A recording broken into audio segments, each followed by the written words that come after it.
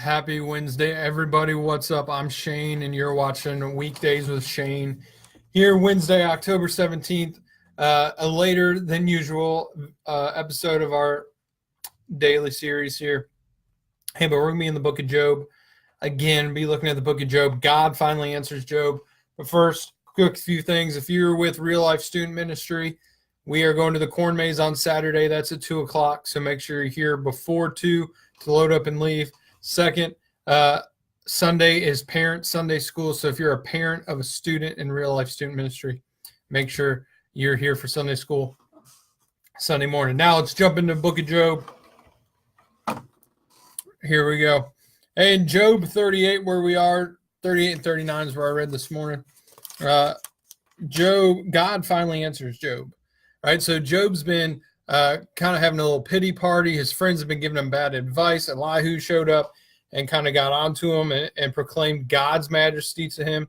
And now finally the Lord answers Job in chapter 38. And we get some awesome quotes because God basically shows up and is giving a mic drop type speech. Like God's just going off, and at the end he's going to drop the mic and be like, boom, what you going to do about it? I am God, you are not. And this is kind of a daily reminder we need that he is God and we are not. And so Job, I can just imagine being Job, and I'm sitting there and I've lost everything and I've complained and I've had terrible advice from friends. And then Elihu shows up and gets on to me about me trying to make myself righteous and about how I brag on myself. And then God shows up in a whirlwind, right? So in like a tornado, God shows up to talk and to discuss this with Job. And he says things like, where were you when I laid the foundation of the earth? Tell me if you have understanding. Who determined its measurements? Surely you know. Or who stretched the line upon it, right? Or on what were its bases sunk? Or who laid its cornerstone, right? All these things like, all right, if you think you know everything, if you think that you're God in this situation, where were you when I laid the foundation of the universe? Where are the foundations at? All right, who stretched it out? Who drew the lines upon it? Who measured it out? Who laid its cornerstone? Who have you commanded the morning since your days began, or caused the dawn to know its place? Right, these are obviously rhetorical questions. Job obviously is going to be like, I haven't done any of that, God. Oh yeah, I remember now. You're God, I'm not, right? But God isn't done yet with him. He's going to keep talking. Right? God says in verse 21, you know, for you were born then, and the number of your days is great. This is like God speaking in sarcasm, which I deeply associate with. That's my first fluent language, sarcasm, after that English. But so I get this. God's like, dude, I've sat back, I've listened. In chapter 1, I told Satan to come after you. He can do whatever he wants but kill you. Dude, calm down. Like, I'm God. I'm in control of this whole situation. Like I said before, we don't know that Job ever knew that God had done this, that God had told Satan, seek after my servant, Job. And so God shows up and lays down the smackdown basically on Job. And for like 3 or 4 chapters, right? So Job is just basically sitting there like, oh, man. And one of my favorite Bible verses, because I think it's so funny. We need this on more t-shirts, Christian t-shirts. So if you somehow know someone that runs like a Christian shirt company or something, or you have the access to this, I want a Job 39 verse 1 on a shirt, because God says, do you know when the mountain goats give birth?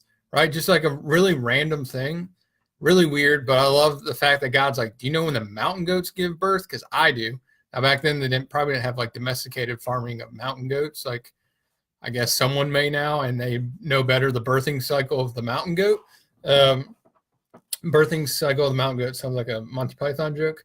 But I love this verse. Do you know? Right? God's like, listen, I know the biggest things. I know the foundation of the universe. I know all the way down to when mountain goats are going to give birth. I know all these things. I know that an ostrich leaves its egg in the sand to let the earth warm it. I know all these things. I am God, right? You're not. And so, like I said, sometimes this is the reminder that we need in life, that he is God and we're not. We sit here and we question, God, why am I going through this? Why is this happening? God, why is that person prospering and I'm not? Why do the wicked prosper and I don't? And God comes back and says, hey, Job, focus. I'm God. The whole point of this is focus on me. Follow after me, right? And who are we following today? Who are you following today? Who am I following today? Am I following after God, or am I trying to make myself God? Do we need some of these moments sometimes where God shows up and is like, listen, I'm in control of this. You're not, right? Or we got it all figured out. Are we perfect, right? I'll admit I'm not perfect, right? None of us are, but we follow a God who is, and we can have righteousness applied to us through the death and salvation that Christ offers, right? It's only through Christ that we have salvation. And so Job, though, has to be reminded by God. Sometimes we all need these moments. He's like, smack in the head. Hey, remember, focus, refocus, focus, right? And so that's where we're at in Job. We're almost done with the book of Job. Like I said, I'm going chronologically through the Bible, so you can follow along with us. These are, as always, will be on my YouTube page, so check out my YouTube page. And I will see you tomorrow.